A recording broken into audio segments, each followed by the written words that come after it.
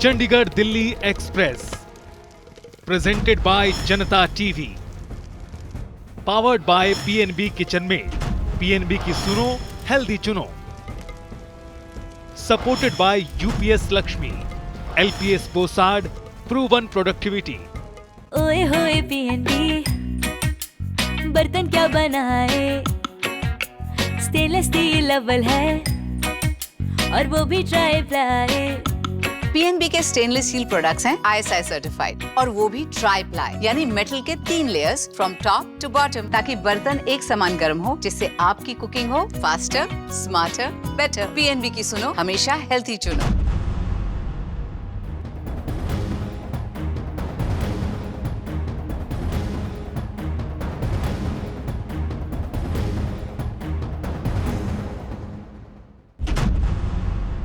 नमस्कार, मैं हूं अंजलि भंडारी और स्वागत है आपका Janta TV presents Chandigarh Delhi express, powered by PNB kitchen mates और सपोर्टेड बाय एलपीएस बोसाड।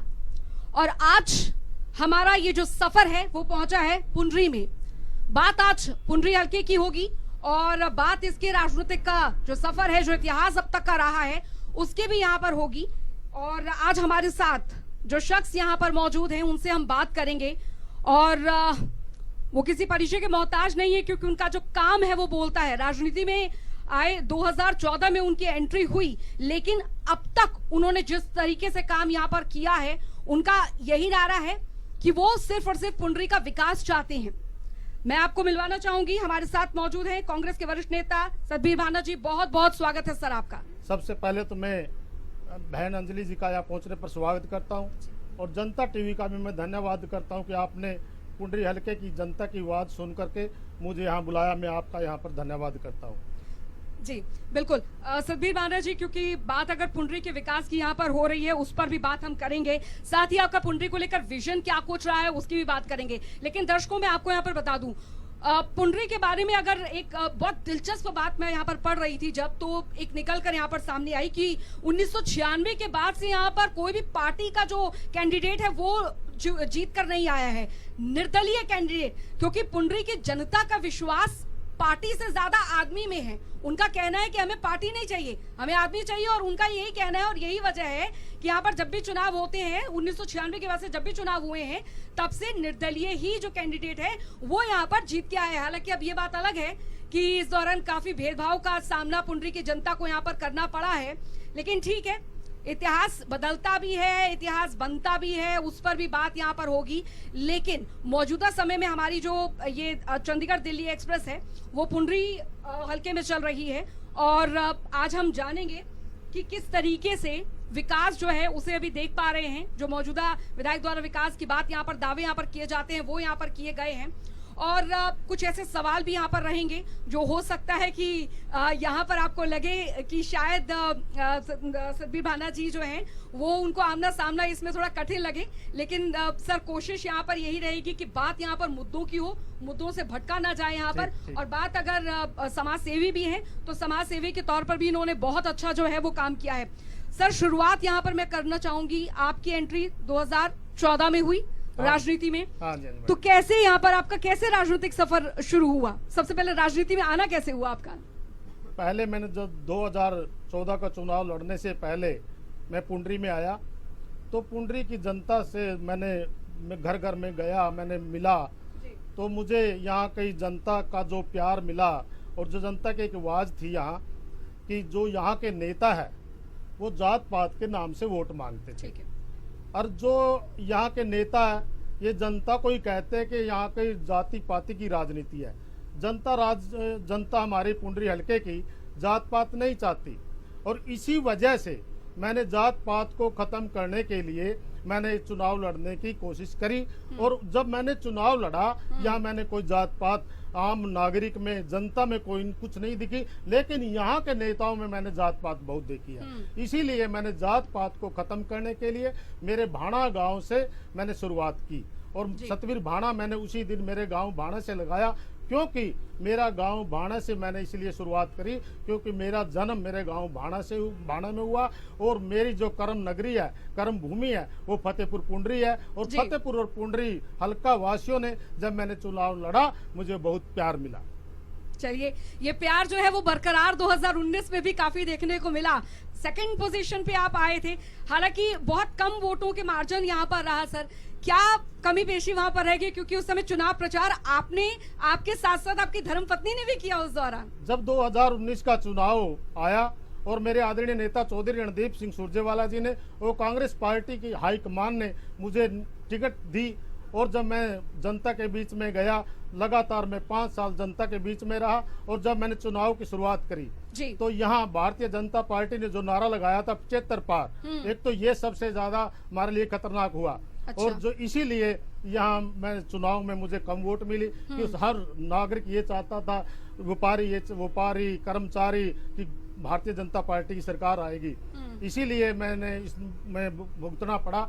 और रही बात, मुझे इतने मत मिले, मेरी धर्मपत्नी ने भी, मेरे बच्चों ने भी, क्योंकि चुनाव में सब बिजी हो जाते बिल्कुल, हैं, बिल्कुल। मैं हर एक जगह हाजिरी नहीं लगा सका, इसीलिए मेरी पत्नी ने भी घर घर जाकर वोट मांगी और उस वोट का रिजल्ट भी मुझे मिला। जी। और मेरी धर्मपत्नी ने, बेटे ने, भाइयों ने, दोस्तों ने जो प्रचार किया, उसी प्रचार का नतीजा और जनता का आशीर्वाद मुझे इतनी पहली बार कांग्रेस पार्टी के उम्मीदवार ने यहाँ से 28,500 के लगभग वोट मिले। और मैं जनता का धन्यवाद करता हूँ कि मुझे इतने वोट दे करके मुझे अब एक ऐसा आपने उम्मीदवार के रूप में मुझे आशीर्वाद दिया।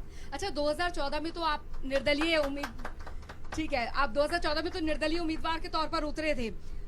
2019 में आपने कांग्रेस ज्वाइन की, क्या वजह रही? क्योंकि उस समय तो मुझे, अगर मैं यहाँ पर गलत नहीं हूँ, बीजेपी का काफी बोलबाला था, नरेंद्र मोदी का बोलबाला था, चाहे विधानसभा चुनाव हो, लोकसभा चुनाव हो, मोदी के ऊपर जो चुनाव जो है वो पार्टी उतर रही थी।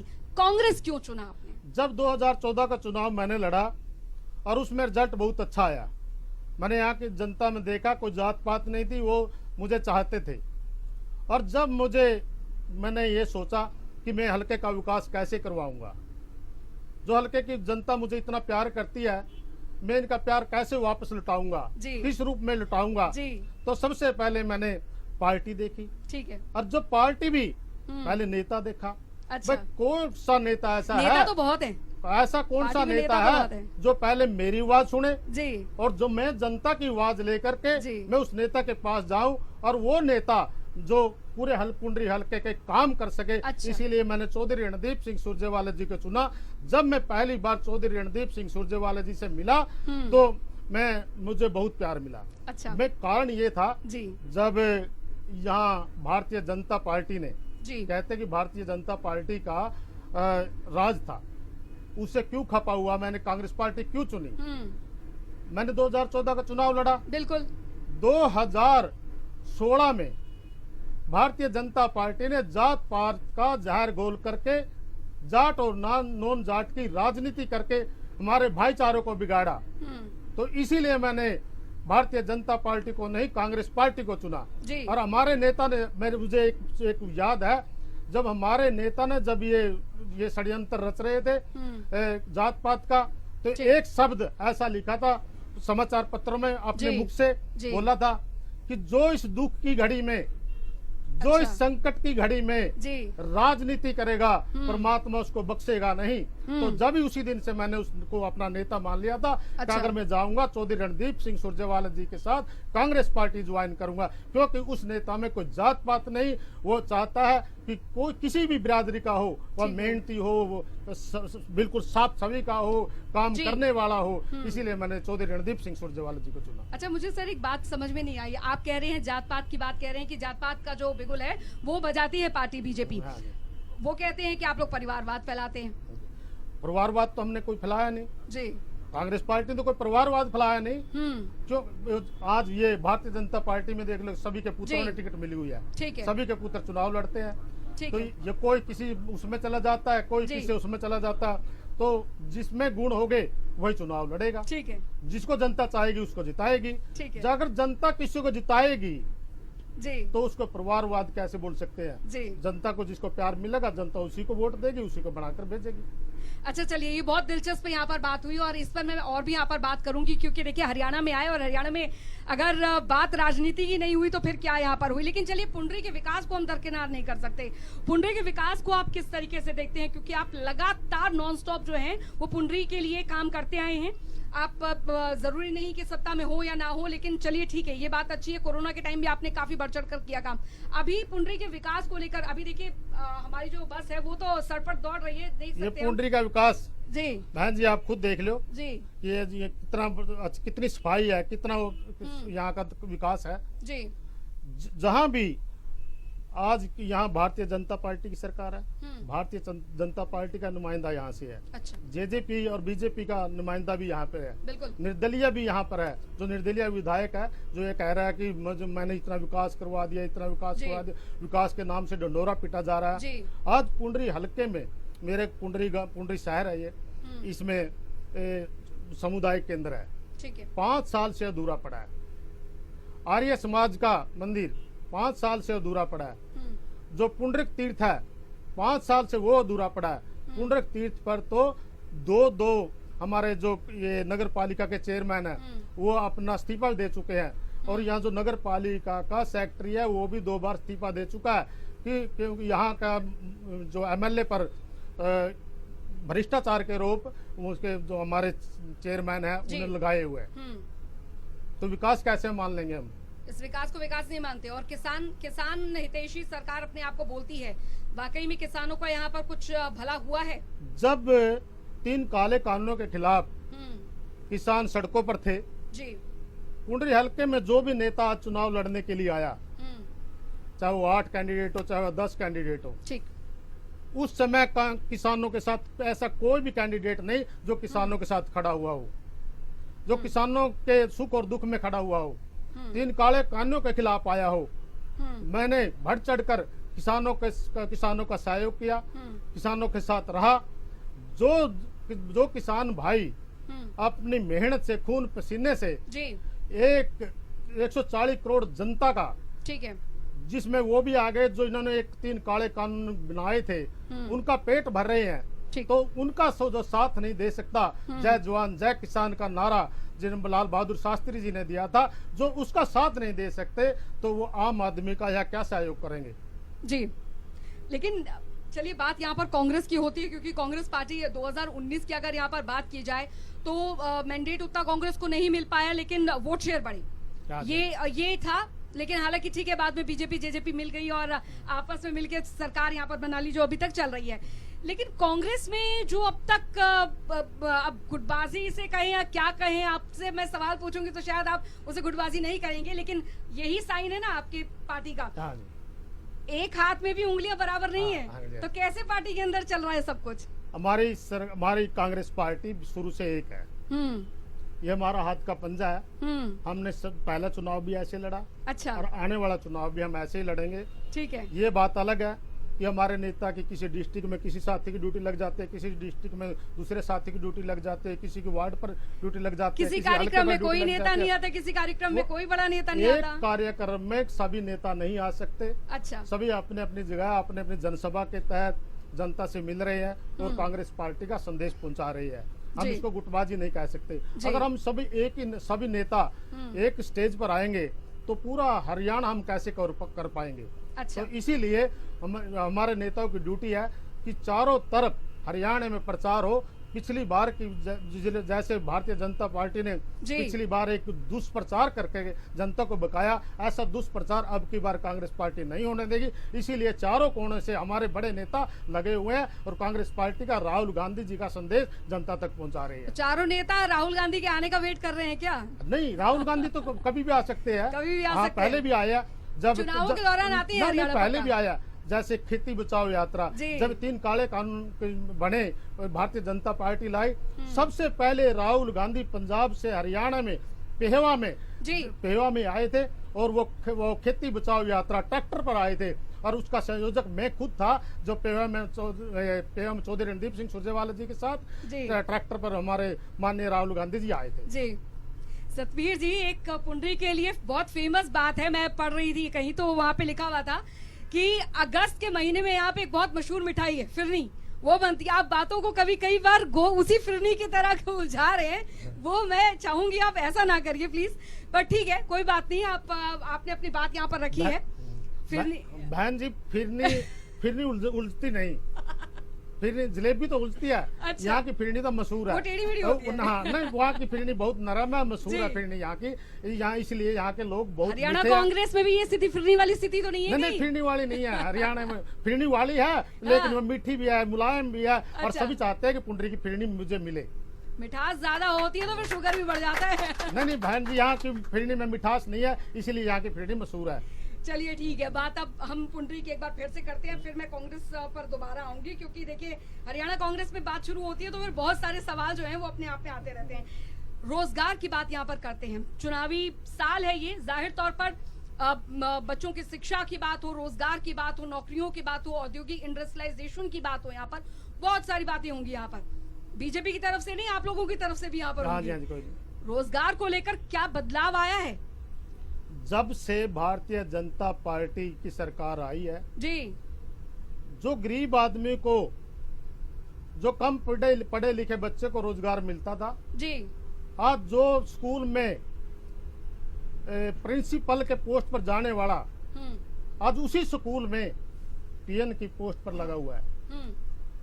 जो हमारे बच्चों की ऊंची सोच थी, जी बेसिक रोजगार ना मिला हो, अच्छा। कांग्रेस पार्टी में जो भी साथी पढ़ा लिखा है उसको रोजगार नहीं मिला, ठीक है, उन्हें बहुत अच्छा उद्योग अपने आप में स्थापित करा है ठीक है।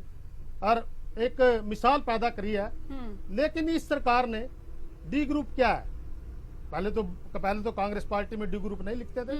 जब कांग्रेस पार्टी का राज था जी तब पोस्ट के नाम से सीट को निकाला जाता था ठीक है, कि ये पीएन की पोस्ट है, ये पानी पिलाने वाले की है, ठीक ये है। चपड़ासी की है, ये स्वीपर की है, ये माली की है, ये सीवरेज ट्रीटमेंट प्लांट अच्छा। सफाई करने वाले की है। अच्छा। इस तरह की पोस्टें निकलती जी। थी। लेकिन अब की बार भारतीय जनता पार्टी ने हमारे पढ़े लिखे बच्चों को गुमराह करके डी ग्रुप निकाला है। क्या है डी ग्रुप? डी ग्रुप तो सारी नौकरियां ऐसी है, तो उसके पद के नाम से क्यों नहीं निकालते जी। कि आपने वहाँ सफाई करनी है, आपने मेस में खाना बनाना है, आपने सीवरेज की ट्रीटमेंट की सफाई करनी है।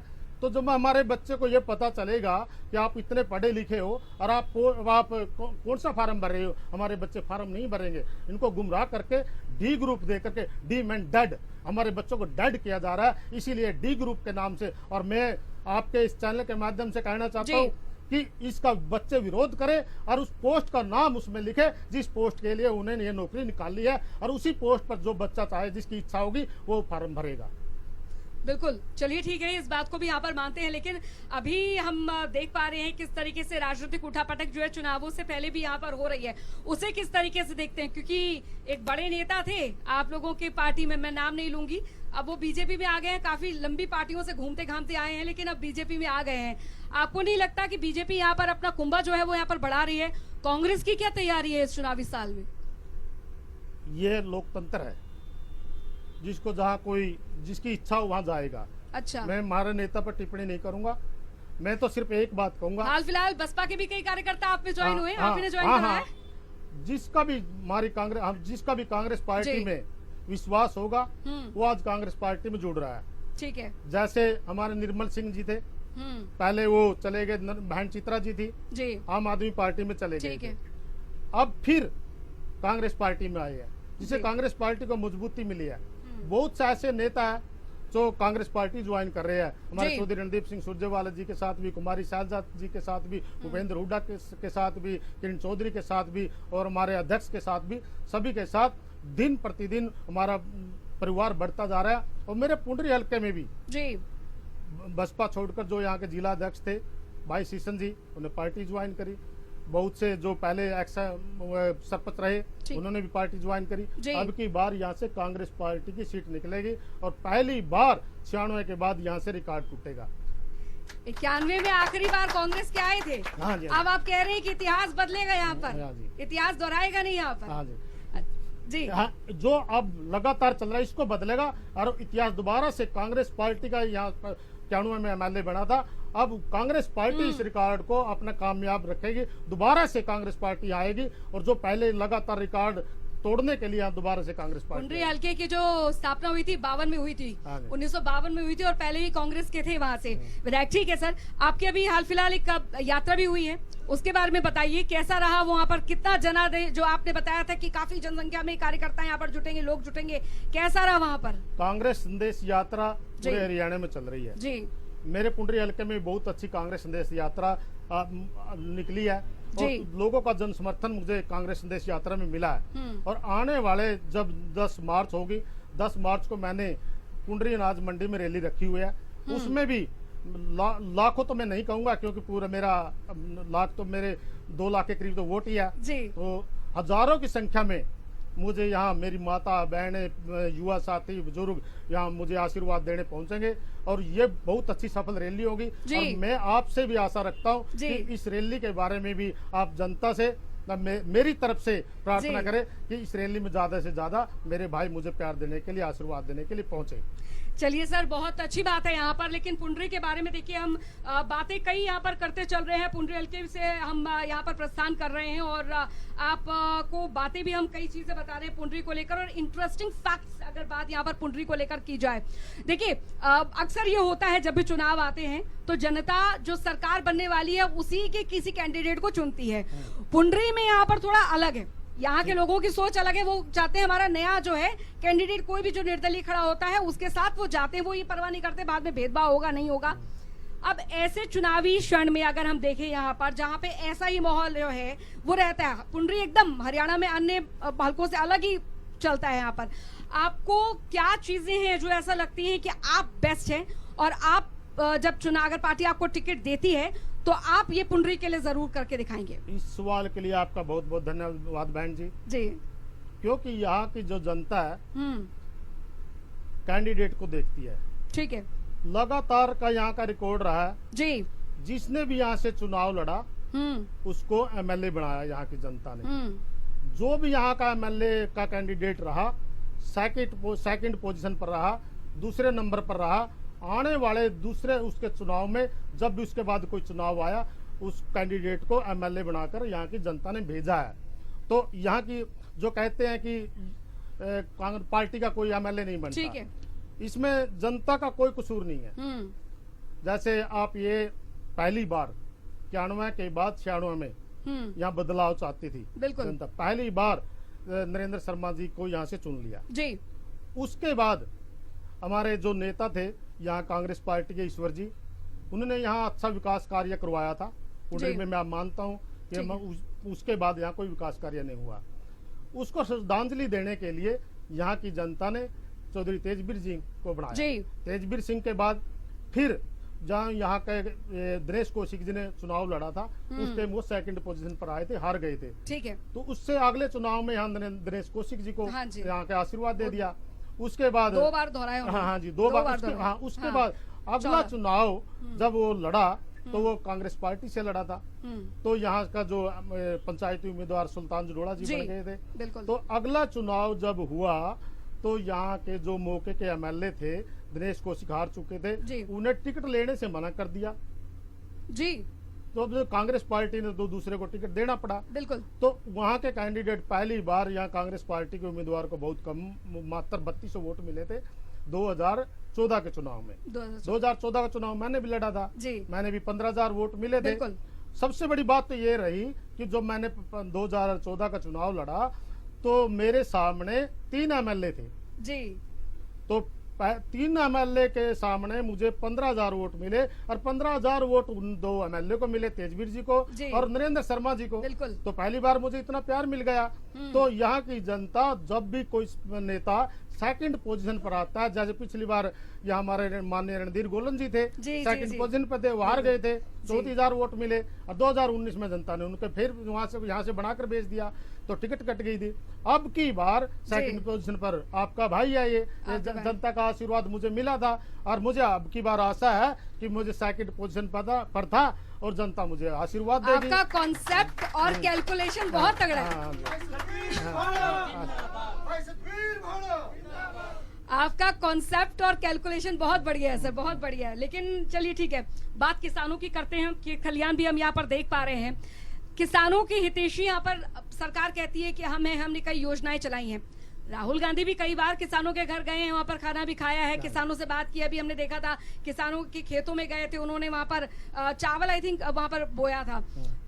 तो किसान हितैषी कौन है, इसमें थोड़ा कंफ्यूजन है यहाँ पर। किसानों के लिए कांग्रेस का क्या कॉन्सेप्ट है, सतबीर भाना जी का क्या कॉन्सेप्ट है, आगे क्या कुछ आप उनके लिए लेकर चल रहे हैं किसानों के लिए? जब कांग्रेस पार्टी की सरकार रही, किसानों के कर्जे माफ किए, क्योंकि किसान की एक भी फसल मर जाती है 10 साल उसका परिवार ठीक ढंग से रोटी और कपड़ा नहीं पहन सकता जी। कांग्रेस पार्टी ने जब जब कांग्रेस पार्टी की सरकार आई, किसानों के बिजली के बिल माफ किए, किसानों के कर्जे माफ किए, और आने वाले समय में भी जब कांग्रेस पार्टी की सरकार आएगी, किसानों के कर्जे माफ भी करेगी। और जो किसानों पर टैक्स लगाए गए हैं, जो जीएसटी, जब कांग्रेस पार्टी ने कभी भी किसान के औजारों पर जीएसटी टैक्स नहीं लगाया, ना खाद पर लगाया, ना दवाई पर लगाया। और जब भी दोबारा कांग्रेस पार्टी सरकार आएगी, किसानों पर कोई टैक्स नहीं होगा, खाद और दवाई और कोई कृषि यंत्र पर कोई टैक्स नहीं होगा, और किसानों के बिजली के बिल माफ किए जाएंगे, और किसानों को जो कर्ज मुक्त किया जाएगा। मैं तो मेरी तरफ से यही कहूंगा कि यही हमारे राहुल गांधी की सोच है, और यही हमारे नेताओं, बड़े नेताओं की सोच है। बिल्कुल बिल्कुल, बहुत अच्छी बात यहाँ पर कही है। सतबीर भाना जी, एक आखिरी सवाल मैं आपसे जानना चाहूंगी, क्योंकि आपने इतनी सारी बातें बताई पुंडरी को लेकर, आपने जो कॉन्सेप्ट आपके दिमाग में हमेशा से रहा था उसका आपने यहाँ पर जिक्र किया, लेकिन आप एक समाज सेवी भी हैं और आपने अभी तक लगातार काम करते आए हैं 2014 के बाद से। लेकिन अब आगे क्या विजन है? पार्टी आपको टिकट यहाँ पर देती है तो किस तरीके से चुनावी मैदान में दमखम दिखाते नजर आएंगे सतबीर भाना जी? कांग्रेस पार्टी का टिकट मुझे कोई मिलेगा जी, क्योंकि ये जनता की आवाज है। ठीक। जैसे आप भी जनता की आवाज सुनकर मेरे पास आए हो और अच्छा। मेरा इंटरव्यू लिया, इसके लिए मैं आपका धन्यवाद करता हूँ। जनता की आवाज जनता तक पहुंचाएंगे, आपकी आवाज जनता की आवाज जनता तक दोबारा पहुंचाएंगे, इसके लिए भी आपका बहुत बहुत धन्यवाद। ठीक है। और मैं नहीं लड़ता है चुनाव जी, अब की बार जनता मेरा चुनाव लड़ेगी, जनता खुद का चुनाव समझकर जनता खुद लड़ेगी। और आने वाले विधानसभा में जब मुझे मौका मिलेगा, मैं मेरे भाइयों के लिए जो भी, जैसे रोजगार है, शिक्षा है, चिकित्सा है, जो छोटा उद्योग है, यहाँ लाने की कोशिश करूंगा, और हमारे आदरणीय नेता के पदों पर चलने की कोशिश करूंगा। जैसे हमारे आदरणीय नेता चौधरी रणदीप सिंह सुरजेवाला जी ने कैथल को चमकाया, इसी प्रकार मैं उनके आशीर्वाद से पुंडरी को चमकाने की कोशिश करूंगा, और मुझे जनता का प्यार मिलेगा, जनता के सहयोग से ही ये सब कुछ हो पाएगा। बिल्कुल, देखिए कार्यकर्ताओं का प्यार आपके प्रति बहुत ज्यादा है, और कार्यक्रम को अंत करने का समय यहाँ पर आ गया है। बहुत बहुत शुक्रिया। कांग्रेस के वरिष्ठ नेता सतबीर भाना जी हमारे साथ जुड़े थे, और जिन्होंने पुंडरी हल्के के विकास को लेकर बहुत दिलचस्प बातें भी हमें यहाँ पर बताई। हालांकि कांग्रेस में वो जो 5 उंगलियां हैं वो एक बराबर क्यों नहीं हो पा रही है, उसके बारे में सर ने हमें नहीं बताया, बट ठीक है, चलिए वक्त। कुछ कहना चाहेंगे सर आप? बहन जी, उंगली तो हमेशा छोटी बड़ी रहती है। अच्छा। हाँ, ये उंगली एक होकर के अब की बात, मतभेद हो सकता है, मनभेद नहीं हो सकता। नहीं, मतभेद भी नहीं है, मनभेद भी नहीं है। ये एक सिर्फ हमारे विपक्ष का प्रचार फैलाया हुआ है। तो आने वाले समय में हमारे सभी नेता, चौधरी रणदीप सिंह सुरजेवाला जी, हमारे आदरणीय नेता कुमारी शैलजा जी, किरण चौधरी जी, उपेंद्र हुड्डा जी, और राहुल गांधी के साथ, हमारे खड़गे जी के साथ मिलकर के ये चुनाव लड़ेगी। और आने वाले जो चुनाव का रिजल्ट आएगा, और बहन जी मैं आपसे प्रार्थना करता हूँ कि फिर दोबारा पुंडरी हल्के में आना, और फिर ये दोबारा इंटरव्यू लेना, तो आपको ये पता चल जाएगा कि यहाँ की जनता ने कांग्रेस पार्टी के साथ, सभी नेताओं ने एक साथ मिलकर चुनाव लड़ा है। जनादेश आपके हाथ में आएगा और आपने विकास किया होगा, तो हम दोबारा आएंगे उसी विकास को देखने के लिए। तब पूछेंगे आपसे कि आपने जो बातें की थी बहन जी, भारतीय जनता पार्टी का विकास विदेशों में जाने लग गए। हमारे विकास, जो बच्चे हमारे विकास नाम रखा था कि विकास मिलेगा, तो विकास तो वो यहाँ हुआ नहीं, हमारे बच्चे विकास विदेशों में जाने लग गए। तो ऐसा विकास हम नहीं चाहेंगे, यहाँ सबको रोजगार मिले, यही ठीक है। ये विजन है यहाँ पर सतबीर भाना जी का कि विकास जो है वो हम यहाँ पर करके दिखाएंगे। बातों के हम यहाँ पर नहीं है कि सिर्फ बात बोल दी, वादे कर दी और हम भूल गए।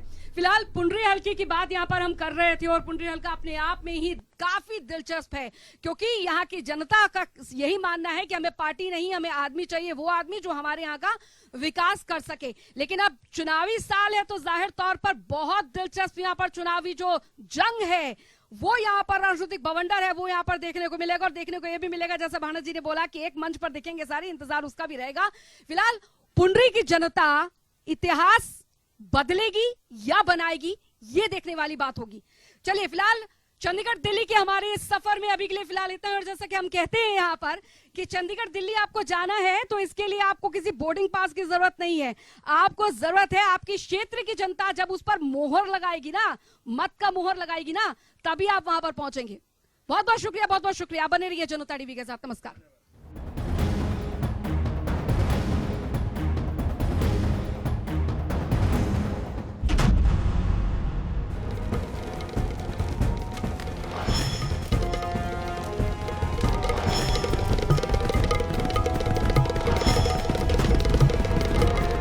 Chandigarh Delhi express presented by Janta TV, powered by PNB kitchen में।